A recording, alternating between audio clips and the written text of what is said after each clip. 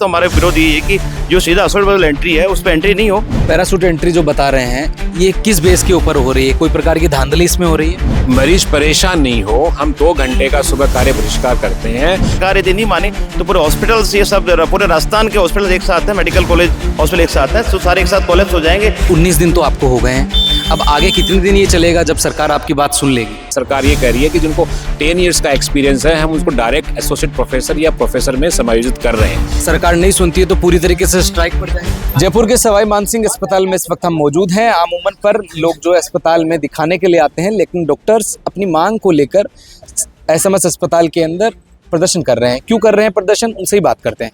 क्या इशू है सर, क्यों आप यहाँ बैठे हैं? मरीजों का इलाज करना चाहिए आम उम्र पर, लेकिन आप यहाँ बैठे हैं। हमारा आंदोलन शुरू हुआ, सरकार ने एक समिति बनाई जिसके द्वारा चिकित्सा महाविद्यालय में कार्यरत जो मेडिकल ऑफिसर्स हैं यानी ग्रुप 2 के डॉक्टर्स हैं उनका सीधे एसोसिएट प्रोफेसर या प्रोफेसर पे समायोजित करने की जो समिति बनाई उसके लिए उसके अनुशंसा करने की समिति, उसका विरोध हम कर रहे हैं कि जब जो ग्रुप 2 के डॉक्टर्स हैं जिनको ग्रामीण सेवा का चयन हुआ है उनको सीधा प्रोफेसर एसोसिएट कैसे बना सकते हैं? जो मेडिकल टीचर्स हैं आरपीसी दे के आते हैं, एक क्वालिफाई एग्जाम दे के आते हैं, एसआरशिप करते हैं, फिर वो मेडिकल टीचर्स बनते हैं। जो मेडिकल शिक्षा की गुणवत्ता बनी रहे यहाँ से डॉक्टर्स बनाते हैं। टर्शियरी लेवल हॉस्पिटल से यहाँ से मेडिकल स्टूडेंट्स पढ़ते हैं, डॉक्टर्स बनते हैं। ये मेडिकल स्कूल है, यहाँ टर्शियरी लेवल के काम होते हैं। तो सीधे आप एसोसिएट प्रोफेसर जो बन जाएगा मेडिकल ऑफिसर जिनका टीचिंग काम नहीं किया, केवल मरीज देखें, तो वो सीधा प्रोफेसर बन के कैसे गुणवत्ता बना रहेगा? तो हमारे विरोध ये है कि जो सीधा असोल्ट एंट्री है उस पर एंट्री नहीं हो। वो आरपीसी देखे हैं, वो हमारे साथ के लोग ही हैं, वो आरपीसी देखे हैं जो एक संवैधानिक संस्था है राजस्थान पब्लिक सेवा कमीशन, उसके द्वारा है, वहाँ से एसोसिएट प्रोफेसर बन के आए, हम स्वागत करेंगे।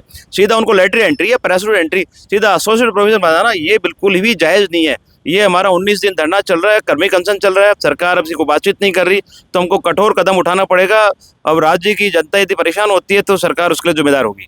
सर ये पैराशूट एंट्री जो बता रहे हैं ये किस बेस के ऊपर हो रही है? कोई प्रकार की धांधली इसमें हो रही है? इसमें धांधली अपन कह सकते हैं, धांधली भी है, क्योंकि जो प्रोटोकॉल बने हुए हैं हमारे 2 टायर सिस्टम बने हुए हैं, ग्रुप 1 और ग्रुप 2। ग्रुप 1 की अलग से भर्ती प्रक्रिया होती है, ग्रुप 2 की अलग से भर्ती प्रक्रिया होती है। हम जो मेडिकल टीचर्स एसोसिएशन जो होती है वो ग्रुप 1 के अंदर आते हैं। इसमें प्रॉपर आरपीसी के थ्रू हमारा सिलेक्शन होता है, फिर हमारा टाइम बाउंड प्रमोशन होता है जिसमें हमारा रिसर्च वर्क वगैरह रहता है 6 इयर्स का, 4 इयर्स का, 4 इयर्स का। इसके थ्रू हम आगे जाके प्रोफेसर बनते हैं, फिर हम रेजिडेंट को ट्रेंड करते हैं, एमबीबीएस डॉक्टर ट्रेंड करते हैं। बट सरकार एमबीबीएस कंप्लीट हो चुका है। यस, बट अब सरकार उसको बाईपास करके जो ऑलरेडी डिस्ट्रिक्ट हॉस्पिटल्स के अंदर या पेरिफेरी में जो काम कर चुके हैं, सरकार ये कह रही है कि जिनको 10 इयर्स का एक्सपीरियंस है हम उसको डायरेक्ट एसोसिएट प्रोफेसर या प्रोफेसर में समायोजित कर रहे हैं। जो अपन ये कह सकते हैं कि मेडिकल एजुकेशन की जो क्वालिटी है, जो गुणवत्ता है, उस पर सरासर एक बहुत बड़ा परिहार है। तो सर वैसे कितने लोगों की यूनिट है आपकी? क्योंकि आप जो है 4 ही लोग यहाँ बैठे हैं, हो सकता है बाकी साथी अंदर। हम मरीज परेशान नहीं हो, हम 2 घंटे का सुबह कार्य बहिष्कार करते हैं। बाकी उसके बाद में जितने भी हमारे डॉक्टर्स होते हैं वो सब वापस अपने काम पे जाते हैं और 2 घंटे का जो पेंडिंग वर्क होता है वो हम पूरा करते हैं। तो आप ये नहीं सोचिए कि हम केवल 4 लोग हैं। नहीं, वो इसलिए क्योंकि सरकार इतनी आसानी से सुनती नहीं है। सरकार को समझाने का तरीका शायद अभी हमने रैली निकाली थी, परसों रैली निकाली, उसमें हमारे पूरे एसएमएस के हजारों डॉक्टर्स थे, सारे गायनी के, पीडियाट्रिक्स के, सारे हॉस्पिटल के डॉक्टर्स थे। तो हम तो क्या मरीजों को परेशान नहीं करना चाहते, इसलिए 2 घंटे कार्य बहिष्कार, सब लोग अपने कार्य में काम, सब ओपीडी में काम कर रहे हैं, ओटी चल रहे हैं, इमरजेंसी चल रही है। केवल ये हम कर्मी कंसन में कुछ लोग बैठे हैं, बाकी अभी रैली की थी उसमें सरकार को दिख आया होगा, पूरी सरकार उसमें सारे डॉक्टर्स रोड पे थे और रैली निकाली थी, 1000 लोग थे, सारे डॉक्टर्स एक साथ हैं। तो सरकार यदि नहीं माने तो पूरे हॉस्पिटल्स ये सब पूरे राजस्थान के हॉस्पिटल एक साथ हैं, मेडिकल कॉलेज हॉस्पिटल एक साथ हैं, तो सारे एक साथ कोलैप्स हो जाएंगे, ये बंद हो जाएंगे, तब सरकार की नींद उड़ेगी। अच्छा सर, 19 दिन तो आपको हो गए हैं, अब आगे कितने दिन ये चलेगा जब सरकार आपकी बात सुन लेगी? ये तो सरकार के ऊपर डिपेंड करता है, सरकार हमारी मांगे कब माने। हम जो विरोध कर रहे हैं भाई, इस कमेटी को भंग करने का विरोध कर रहे हैं, लेटर एंट्री का विरोध कर रहे हैं, जिसके थ्रू कमेटी बनाई है सरकार ने लेटर एंट्री के लिए, उसको भंग करे सरकार और हमारी मांगों को माने, तब तक हम बैठे रहेंगे यहाँ पर। सर आप ये ड्यूटी टाइम में से समय निकालकर जो ये प्रदर्शन कर रहे हैं? जी हाँ, बिल्कुल, हम हमारा काम करते हैं पूरा जा करके, जो हमारा पेंडिंग वर्क होता है 2 घंटे कार्य बहिष्कार के बाद में सारा काम करते हैं। अच्छा सर, आप भी बता दीजिए कि अब जितना प्रयास आप कर रहे हैं और पीछे माँ दुर्गा की नवरात्रा चल रहा है, आपने फोटो भी लगा रखी है, जिस हिसाब से आप ये प्रदर्शन कर रहे हैं, आगे की रणनीति क्या रहेगी जिस हिसाब से अगर सरकार आपकी बात नहीं मानती है तो? वैसे हमारी सारी रणनीति हमारे जो आरएमसीटी है और जितने भी मेडिकल कॉलेज टीचर्स हैं सब एक जनरल बॉडी मीटिंग बुला के ही तय करते हैं, क्योंकि हमें ये भी ध्यान रखना होता है कि मरीजों का कोई अहित नहीं हो। लेकिन अब जब पानी सर से ऊपर चला जाएगा, जब हमारा कैडर ही, जो हमारे MBBS और MD और MS जो डॉक्टर बनने की क्वालिटी ही खत्म होने लगेगी, तब भी तो पब्लिक को ही नुकसान है अल्टीमेटली। खराब MD खराब MS बन के MBBS बन के निकलेंगे तो उस चीज़ को बचाने के लिए हमें कुछ कुर्बानी हमें भी देनी होंगी। और अगर सरकार हमारी इस शांतिपूर्ण धरने से और क्रमिक अनशन से नहीं मानी तो फिर उस स्थिति में फिर मरीजों को परेशान होना पड़ेगा।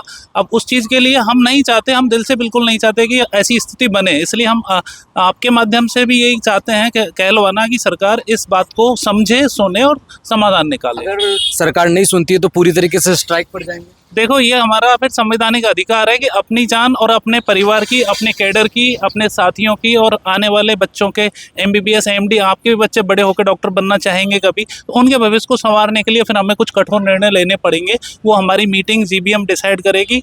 और ये सरकार को इतिहास में भी पता है कि कैसे कैसे आंदोलन डॉक्टर्स कर सकते हैं, पर ऐसी नौबत क्यों चाह रही है सरकार, ये है मेन बात। सरकार को कुल मिला के चेतावनी है साफ तौर पर आपकी भी। सर, एक चीज़ और है, डॉक्टर भगवान का दर्जा होता है, लेकिन आप खुद लोग यहाँ बैठे हैं।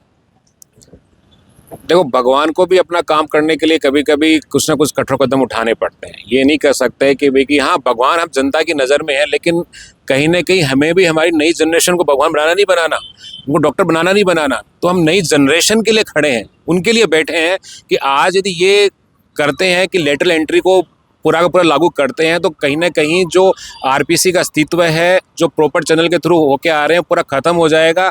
और फिर जो नेपोटिज्म जिसको बोलते हैं, जिसकी लाठी उसकी भैंस, जिसकी अप्रोच है वो कॉलेज में आए या कहीं डॉक्टर अच्छी पोस्ट पे लगे, प्रिंसिपल पे कहीं भी लगे, तो हम चाहते हैं कि ये सिस्टम खत्म हो। एक ट्रांसपेरेंट सिस्टम जो चला आ रहा है RPC के थ्रू, उसको और स्ट्रॉन्ग किया जाए, उसमें और ट्रांसपेरेंसी लाई जाए और प्रॉपर चैनल के थ्रू काम।